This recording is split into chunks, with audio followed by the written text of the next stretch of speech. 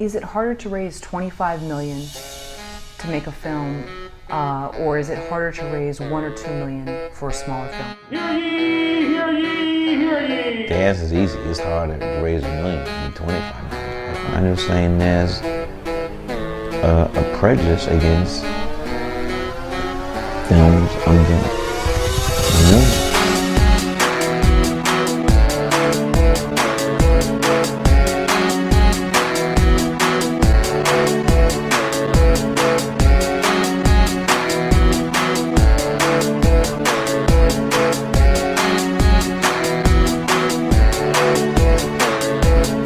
If you don't know the man, you at least know his work.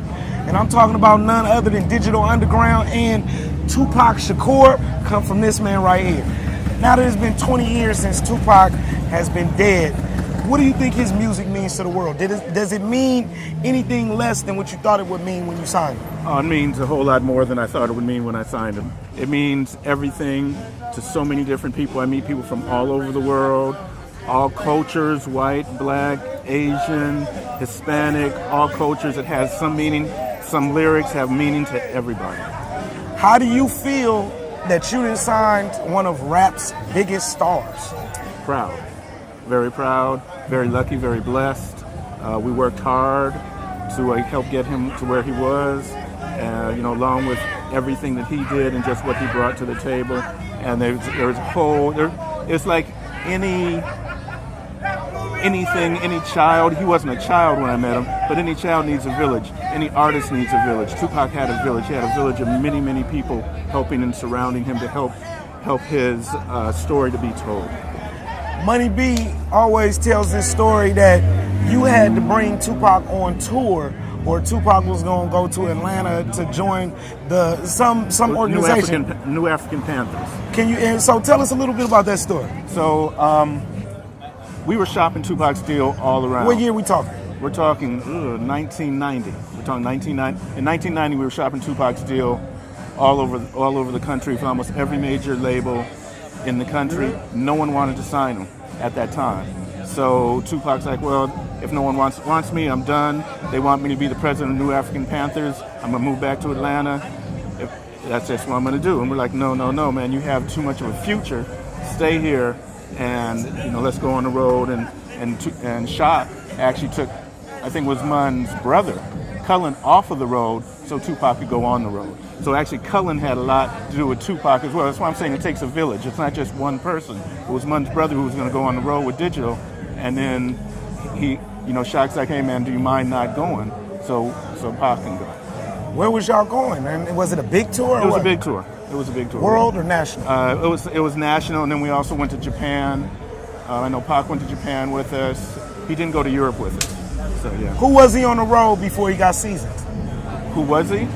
He was seasoned. Oh, he was just a fun kid, liked to hang out, all the road stuff, which we won't talk about, but all the different road stuff that happens, and he's just fun and enjoy life. Did you have to was you big brother or was you Pops?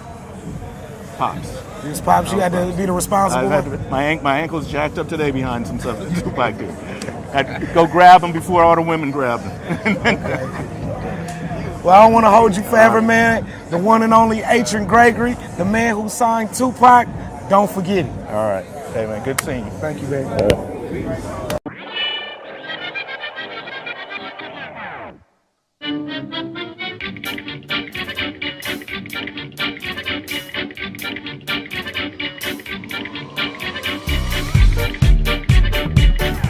Man, we here again at the Mechanics Day Party. They doing with hieroglyphics. All the town is out here. Velion. Y'all might not have heard of him, but if you from the town and you know about that underground rap, you heard of it. So tell them about the album, man. Tell them about the album. I got the Stranded on the Wire album coming out, produced exclusively by the Mechanics.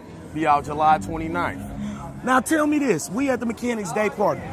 What is it about the Mechanics? You let them exclusively record your album. Why do people like you, Styling, Yuck Mouth, Filthy Rich? Why y'all like Mechanics beats? What is a Mechanics beat? Tell me what it is in words. For me, it's a painkiller. Every beat is a painkiller. You feel me? Yeah. I got a lot of pain. I got a lot of things to express, and I do it better on Mechanic beats. To me, they the best. To me. It's a lot of dope producers, but to me, they the best. You know, and they know they got the formula. They bring the formula together and talk to you, make you say some real shit. What is it? Is it the 808 beat? Now, Man, let's talk about the beat. Okay. What is the beat? And creatively, what is a Mechanics beat that you like? It's a hard-ass 808, Oakland bass line, that dope-ass bass line, them hi-hats, the strings, the snares, the claps, the whole shit, and it's soulful. You feel me? It's real deeply rooted, and it just make you speak the truth. Tell them about your album. What kind of content are we dealing with on the album? A little bit, it's a spin-off of the Under the Hood album. You know what I mean? They made it a little deeper, a lot of storytelling. You know what I mean? It's just real deep, bro. It's classic, timeless music. Timeless music, that's the best word I can say for it. It's timeless. The date is July what? 29th, baby. And give them all your Twitter and all that, how they contact Follow you. me on Veil_Livewire Instagram. You feel me? Go check out my video, Hennessy Don't Help, the single out now. It's on Spotify, Google Play, all the shit. You can go purchase it, watch the video, all the shit. And I'm coming. I got a couple of more videos about to drop too. Velion. Y'all Believe hear that. it? Believe that. It's my brother. Straight up. Stay.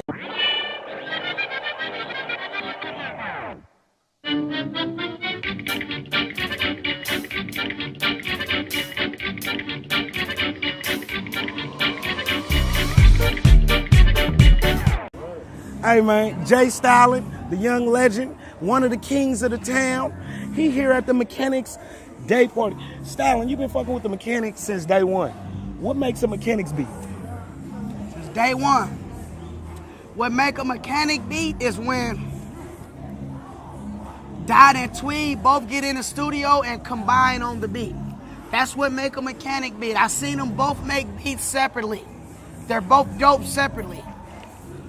But two heads is always better than one. What do a Mechanics beat sound like? What is Stylin looking for when you about to do that new album and you come to the Mechanics? What do you know that you getting from the Mechanics? Why you don't go to Brud down the street from the Mechanics? Why you come to the Mechanics? Cause they got that hood sound, that grimy sound. They got them heart-filled beats that's allows you to express your feelings better. You feel me? Mm-hmm. Their music is like a therapist. You know, like if you go and sit down and talk to a therapist every day about how you feel, you're gonna go and you're gonna be able to express yourself better when you talking to somebody else rather than a motherfucker who just always mad and got all his feelings bottled all in and he just explode. A Mechanics beat is like a therapist. They allow you to express yourself better. That's how I feel about it. You know, I ain't never told you, man. You know, we done came up together and spent a decade together and all that. But you know that Prenup was one of my favorite hip-hop albums. I'm glad. It was one of my favorite too. No, you already know that. Dude. So, No, man. no, but look, I brought that up because we was just talking. You and Dot was just talking. And Dot, the producer of the Mechanics, didn't like a lot of the hits. Why is that? I mean, y'all difference in age, in hip-hop generations, y'all different generations. Why is it that you felt like certain shit was gonna be a hit and he couldn't see that it was? What is your analysis of that? Because I was a musical genius, but he just didn't know that yet. Jay Stylin, I got man. the ear. I had an ear too. I had an ear back then, but I'm the person that heard the Shady Nates and the Filthy Riches and the Lil Bloods and decided to help them better their craft and help them with their music career. And now look at all of them now. You feel me? Right. I was the person that heard them first and was like, y'all niggas gonna be somebody. These the next niggas. Stevie Joe too. These the next niggas of the forefront. Because they did come of the through Bay Live Area Wire. of Oakland. You They feel came me? through the wire. One thing about the Wire, all talent came through the Wire. That's for sure. What is the criteria for somebody getting on the wire? When you look and they coming to you and they presenting and they trying to do a freestyle rap for Styling the General of the Wire, what do you look for? Work ethic. Work ethic. Work ethic. First. I respect a nigga more who come hand me a CD than a nigga who come tries to rap in my ear. Why? Because if you serious about it, you have been in the studio.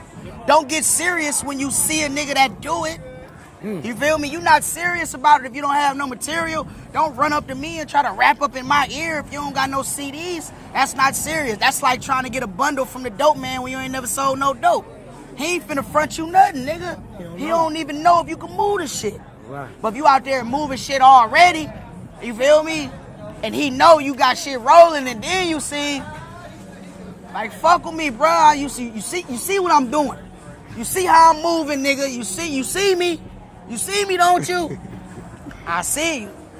Right. You can't run up and rap in a nigga ear if he don't see you first. Right. You gotta make a motherfucker see you first. When I met respect Ford, gotta come first. when I first met E40, I was there. he was like, "Oh, so Heard you, of Jay Star? I heard of you, remember. little nigga. Keep doing your thing. Woo, woo, woo." Alameda. Like that, exactly. The Keek video shoot, exactly, like that.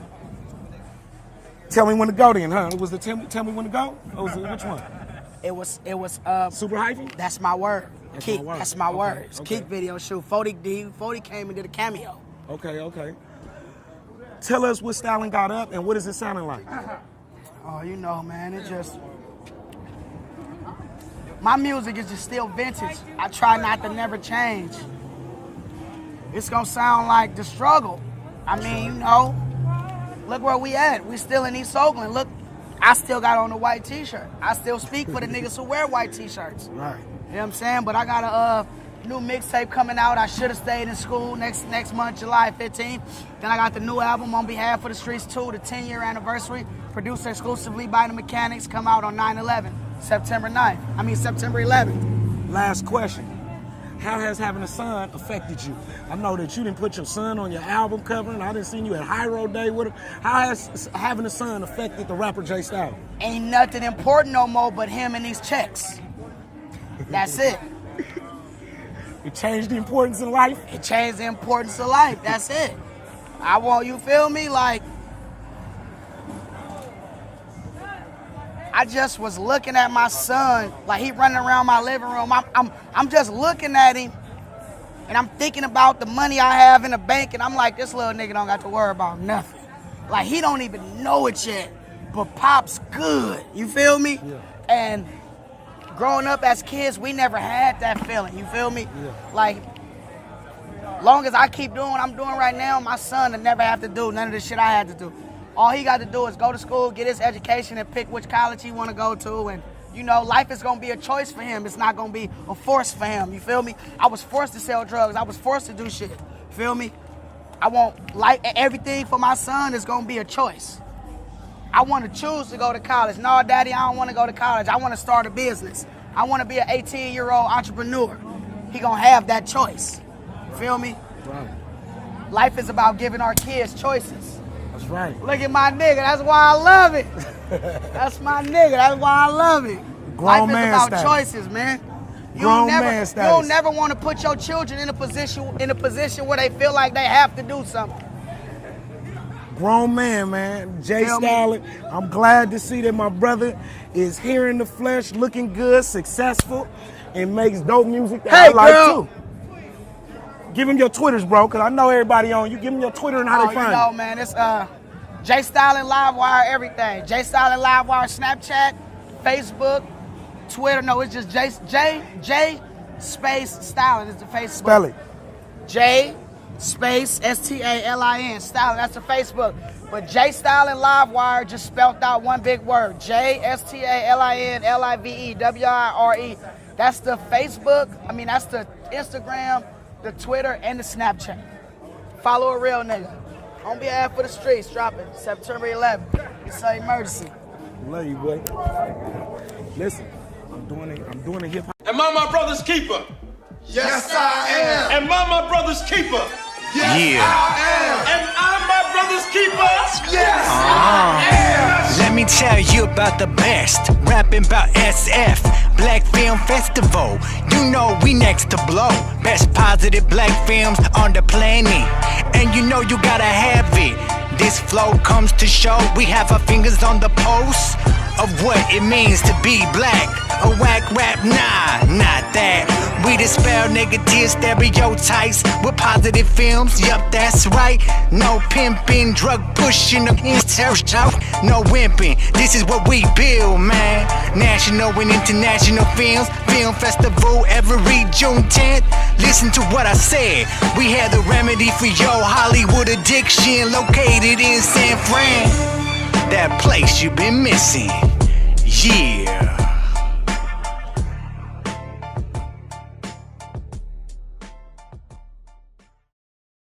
It's the Minister of Information, JR. I'm here with Garrett Caples. Garrett Caples is one of the few white writers in the Bay, period, that even approached the hood and was putting hood talent in the streets. Garrett, why?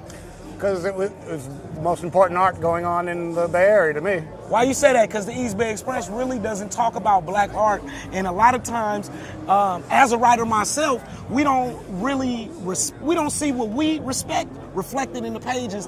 But with you, it was different. You had the culture that we respected. Was there a struggle? To get Jay Stalin and Mr. Fab and the Mechanics into the East Bay Express when you was working there? A little bit, only that you had to explain who they were. You know, it's like the funny thing about all those papers like the Guardian and the Express and all that, they would cover the craziest white music and then only like kind of MTV level black music. You know, so it was just trying to show them, look, there's all this great black music going on right under your nose, and you're not covering it. And this is what those types of papers ought to be covering. How did you get in tune with it, be it that you're not in the streets in Oakland? How'd you get in tune with it? Yeah, just through accidents. You know, it's like when I got into hip-hop, I got into Digital Underground, and then I met them at a show. Then I met Dot from the Mechanics, and everything just kind of snowballed, you know, and I was just, I just wanted to, go run around here and meet people and go to different neighborhoods and see what was going on. And it was a lot of luck, and really, like, Dot really is the unsung hero of sort of music coverage of the Bay Area in a way, because he had so many contacts. He could really, like, when he would be in touch with someone, he would be able to hook you up with whoever you needed to get in touch with. And completely crucial in my writing career, to be able to hook up with all these different rappers that are hard to get in touch with otherwise.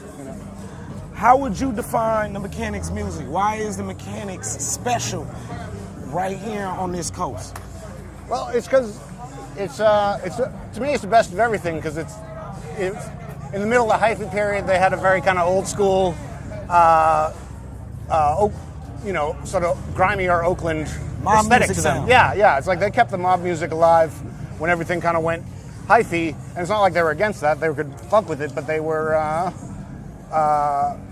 they sort of were really in touch with the roots of Bay Area hip hop, and in a way that still shows, and is why I think they've still been able, on the streets at least, to be really popular in the Bay Area, because they're really in touch with the whole evolution of the Bay Area sound. Garrett Caples, my favorite white hip-hop writer in the Bay. JR, thank you. We are live. This is my big cuss, Bone. We live at the Hieroglyphics Imperium compound, and we at the Mechanics Day Party. Everybody that's anybody in Oakland underground hip-hop is here. It's the Minister of Information, JR, Big Bone, and we in this thing. I'm here with Fabby Davis, Mr. FAB. You might know him as the community man, your hood rapper, or just homie from 45th, the one and only Fab. He got Son of a Pimp 2. That's in stores now, or I should say online now. Zero is on it. Kendrick Lamar is on it. Schoolboy Q is on it. Slim Thug is on it, among a million other people. So we here to talk to him about what's going on in life. We at the Hyro building still. We got the Mechanics. We got at the Mechanics Day Party. Fab, what's going on, man? You just opened a Dope Era store. Before we get all into that, what's making you want to venture into other business ventures and besides rap? Why are you going into having a store? And I know you got Dope Era apparel. And why are you taking that into the store and going into fashion? Well, it's not just so much fashion, man. Thank you for the introduction as well. That was nice. But when you're studying financial literacy, you understand the concept. The average millionaire has 7 different forms of currency and revenue. Some of them opulent, some of them may not be so successful. But when building, you don't worry about the size of the block. You just place the blocks to continue to keep building, and you continue to keep things moving forward. So I'm trying to, as a collective, get in, whatever it may be, fashion, music, songwriting, marketing, development, and whatever else stream that I feel that I would fit and find fitting for myself. And it's all about growing up, and it's all about money management. There have been several people that you and I have seen in our lives who balled. They had money, you know. Some lost it. Some went through other financial lapses that wasn't their fault. But one thing that I've seen on a consistency is those who've had great money management abilities have always endured through rigorous times and through difficult times. They've understood how to manage themselves, and that carries a long way. So I just want to, I'm learning and discovering the true nature and the meaning of financial literacy. Son of a Pimp 2. Why'd you take this long? That was a classic album. Why'd you take this long to do it? Was this 10 years? 11 years, yeah, 10 years, 10 years, 11 years. 11 years. Why'd you take 11 years, and then why'd you do Son of a Pimp 2 now? I feel like I've built up the experience to share again. And what I mean by that is I've done several projects in between the times of, exactly. Son of a Pimp and this project. So why did this one get the name? This one got the name because it was something that I've been working on and something that I wanted to do. I wanted to do a follow-up to my album years later. Unfortunately, my mother passed, and it gave me many different feelings and different emotions that cultivated this idea that I want to immortalize my mother. Now, I was able to do so with my father by putting my father on the cover of the first one and, immortalized through pictures. So forever he'll be embedded in history. And I wanted to do that for my mother. And what better way to do it than coin the album Son of a Pimp 2 and meet up the standards musically with some great music to follow with it. So that's what I was able to do with this one. How do you see the album? I mean, you gave it the name of your classic album. What is it musically? You just told us what it is philosophically. What is it musically, and why did it get the name musically? Musically, I think this is my best piece of work ever. I was able to make music with my friends, for my friends. Was this something that you did as one project, or you've been doing this for years? I've been working on this project for 5-6 years. So you've been collecting songs and putting this in that pile? Yeah, collecting records. It's been, I throw this in the safe. I throw this in the vault. I'll work on this. I'll come back to this. So I actually, this was a Van Gogh-like project. This was a project, a painting that took some time to do. This wasn't a portrait that I formulated as I do other projects very fast. I took my time with this. And it showed me that when you make timeless music, there's no expiration date on it. Right. So there are several songs on here that may be 4 or 5 years old, but when people hear it, they can't tell, just based off the fact of there's no expiration date on timeless music. When you don't make music that's referencing the year of the car or the money or the clothing brand or the clothing line, materialistic popularization. When you don't do things in that form and you make music based off the true essence of life and the times, a reflection of those times, it can always take a person to that spot. So I feel like with this album, I was able to verbally create a depiction of what I saw mentally and what I felt. And it gives you that voyage. It takes you on that voyage. As I alluded to, I was able to make music with my friends, for my friends.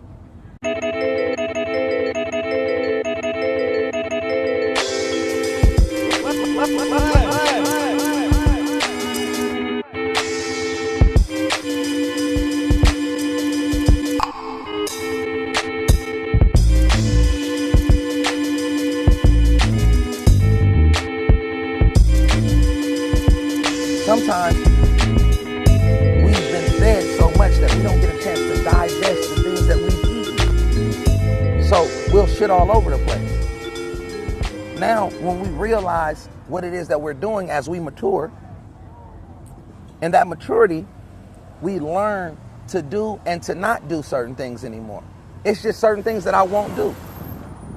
You know, you won't catch me going out promoting a certain lifestyle that I know that I'm not living. I won't fake promote it. I won't real promote it. I won't do it. You won't catch me doing, and when I was younger, there were certain things that I may have done that was culturally popular. Now I'm old enough to say I don't have to identify with these certain things to be popular. I create my own popularity. Right. And that just comes with maturity, man. And you can't knock someone for what they don't know, because there was a time where you didn't know. Right. So it's all about growing. Mr. Fab, Son of a Pimp 2, is online right now. Last question, man. How would you want to be remembered? At the end of your career, we just lost Muhammad Ali, just lost Prince, we just lost Afeni Shakur. Like, we lost a lot of giants this year. When Fab take his final breath, how do you want the people to remember your art form? I don't want people to even speak of me of rapper. You know, my significance on this culture and on this lifestyle will be far more than just music. Music has been a pedestal for me to get to the podium to speak about things that mean more than music. I would be more concerned with them talking about the philanthropy that we've been involved in. I would be more concerned with them saying about the lives that we've altered and that we've changed, about the gifts that we've given away, about the going to the group homes and the things that don't get on Instagram, the things that don't make the news, the headlines. You know what I'm saying? I would talk about how he would, you know, go out and befriend a homeless man, take him out to eat, talk him out to lunch, to learn his story and share his story. Those are the things that are far more important than music to me. You know, music is only so far, because I can forget a song, I can forget a lyric, but I would never forget what someone has done to me for my life. I would never forget someone that has fed me, someone that has taught me something. I'm using music as my poetic expression. I've been able to take my writings from a notebook and birth a career, which I'm happy for. I'm thankful and I'm blessed.